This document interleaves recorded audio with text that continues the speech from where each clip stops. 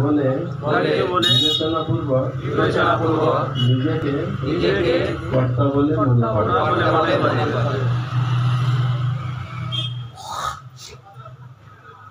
শিলা প্রভুপাদিত তাৎপর্য। কৃষ্ণ ভাবনাময় ভক্ত ও জড় চেতনা সম্পন্ন বিষয়ী একই স্তরে স্থিত দুজনের কাজকর্মকে আপাত দৃষ্টিতে একই পর্যায়ভুক্ত বলে মনে হলেও প্রকৃতপক্ষে তাদের মধ্যে এক অসীম ব্যবধান রয়েছে।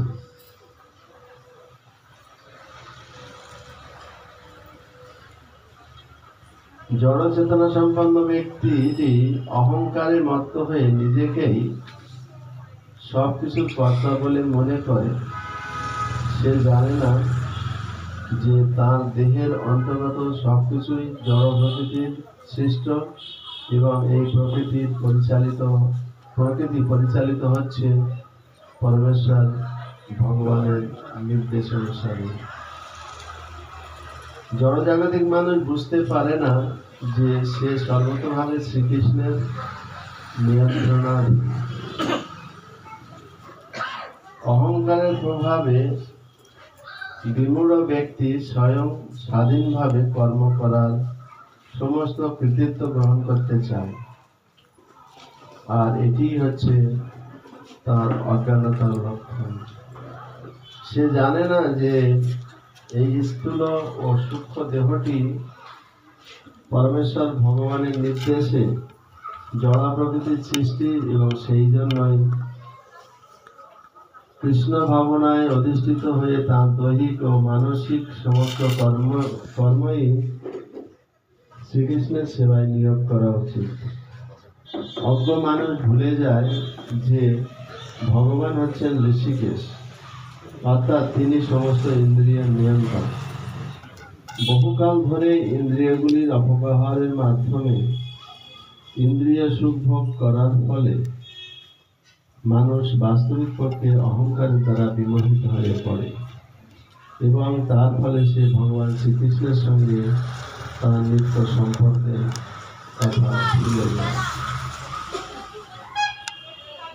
এখানে ছিল প্রভুপাদিত কাণ্ডাল তাৎপর্য। এখানে এই শ্লোকে ভগবান কৃষ্ণ আমাদের কোথায় কোথায় ত্রুটি রয়েছে সেটা তিনি দেখে নিচ্ছেন। এই জগতে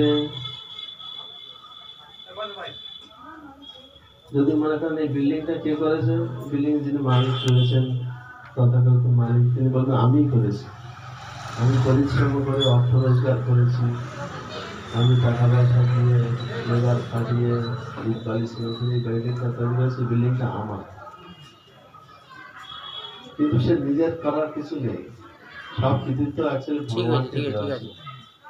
প্রকৃতির তিনটে গুণের দ্বারা সবকিছু পরিচালিত। প্রকৃতি ক্রিয়ামান, প্রকৃতি সবকিছু করছে। মানুষ মিথ্যাভাবে মনে করে আমি কর্তা, আমি করছি সবকিছু। প্রকৃতি ক্রিয়ামানানি গুণাই কর্মানি সর্বস্ব। প্রকৃতি তিনটি গুণের দ্বারা সবকিছু পরিচালিত হচ্ছে। কিন্তু মানুষ অহংকার বসত। অহংকারটা কি? অহংকারটাতে কি দেখা যায়? মানুষের শরীরের মধ্যে কোথায় অহংকার থাকে?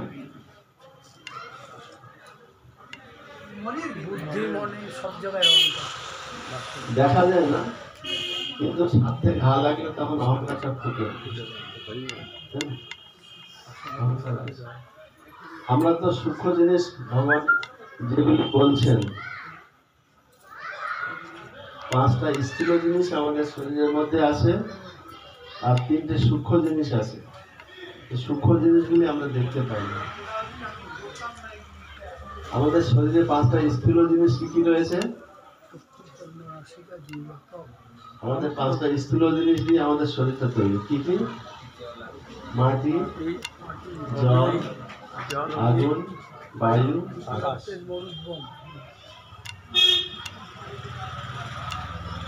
ভূমি, আপ, নল, বায়ু, কাম মনো বুদ্ধিরে হচ্ছে অহংকার আর ইন্দ্রিয় ভিন্ন থেকে আমারই ভিন্ন থেকে মন বুদ্ধি অহংকার এই তিনটে সূক্ষ্ম তিনটে দেখা যায় না আছে কি কারণ কারণ শরীরের মধ্যে মন বুদ্ধি অহংকার তিনটে আছে দেখা যায়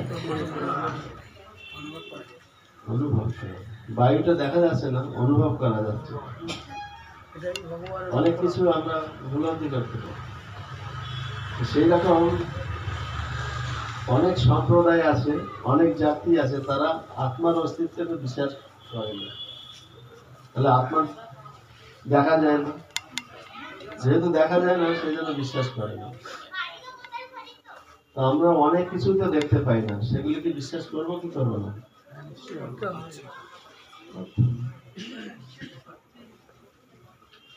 এখানে ভগবান বলছেন যে প্রকৃতির বসে আমরা কর্ম করছি আর আমরা অহংকারের দ্বারা মোহিত হয়ে আমরা ভাবছি আমি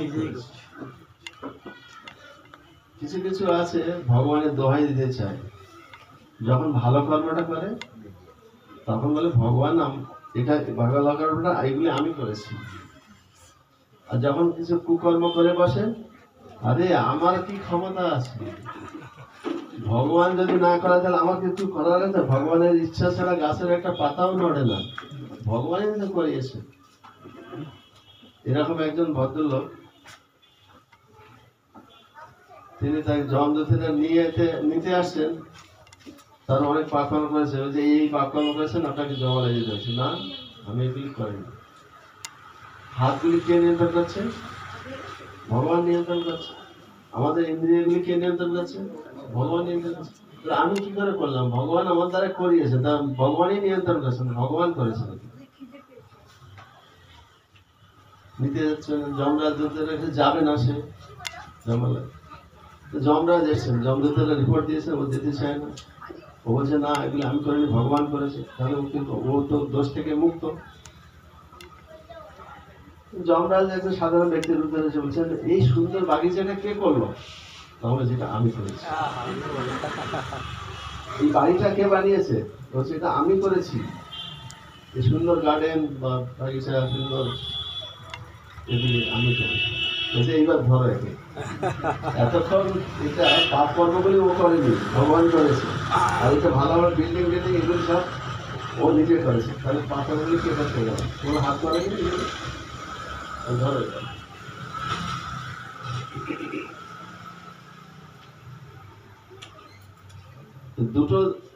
দুইজনের কর্ম একই রকম মনে হয় আমরা যদি সূক্ষ্ম জিনিসকে আমরা বুঝতে পারি না তার অর্থ এই নয় যে সূক্ষ্ম জিনিস নাই যেমন ক্ষিতি অব্দের মরুদ্গম আমরা শরীরের মধ্যে খুঁজে পাই মাটি আছে শরীরের মধ্যে আমাদের হাড় মাংস এগুলি মাটিরই বিকার মাটিতে মিশে যাবে আমাদের মধ্যে রস আছে জল আছে রক্ত আছে এগুলি জলেরই বিকার আমাদের শরীরে তাপ আছে ওটা অগ্নিরই বিকার অগ্নি আছে শরীরের যদি তাপ এবং আলো এটা অগ্নির লক্ষণ তাই না তো যদি মৃতদেহে তখন তাপ থাকে যে দেহটা মরে গেছে যে দেহটা আত্মা সেই দেহ যে দেহ ত্যাগ করে চলে গেছে আত্মা সেই দেহে তাপ থাকে সেই দেহে সৌন্দর্য থাকে সব দেহে আত্মা আছে বলে সৌন্দর্য আছে যখন আত্মা না থাকবে সৌন্দর্য থাকবে না শরীরে তাপ থাকবে থার্মোমিটার দিলে তাপ উঠবে না আমাদের শরীরে তাপ আছে তার মানে আগুন আছে আমরা অনেক সময় লিকুইড আমরা অনেক সময় জল খাচ্ছি ঠান্ডা জিনিস সেটা ডাইজেস্ট হচ্ছে আমরা ফল খাচ্ছি সেগুলি ডাইজেস্ট হচ্ছে কুকিং ব্যাথি রেখে যেগুলি আমরা রান্না ব্যাথি খাচ্ছি ওই পিঠের মধ্যে যদি আগুন না থাকে সেগুলো ডাইজেস্ট হচ্ছে কি করে আমরা শশা পেঁপে যা কিছু খাচ্ছি ফলমূল আপেল কমলা ওগুলি আর সেইভাবে বেরোচ্ছে না আগুন দিয়ে জ্বালিয়ে বেরোচ্ছে তার মানে আগুন আছে শরীরের মধ্যে এটা বুঝতে পারলাম বায়ু আছে আমাদের শরীরে আমরা যে ব্রিদিং করছি বায়ু আছে আমাদের শরীরে আকাশ আছে শূন্যস্থান শূন্যস্থান আছে বায়ু যেখানে থাকতে পারে শূন্যস্থান আছে শরীরে এটা স্থূল বোঝা যায় আছে, কিন্তু তিনটে সূক্ষ্ম জিনিস আছে যেগুলি আমরা বুঝতে পারি না। সে তিনটে কি কি? মন বুদ্ধি অহংকার। মন, বুদ্ধি, অহংকার। কাউকে যদি মন না থাকে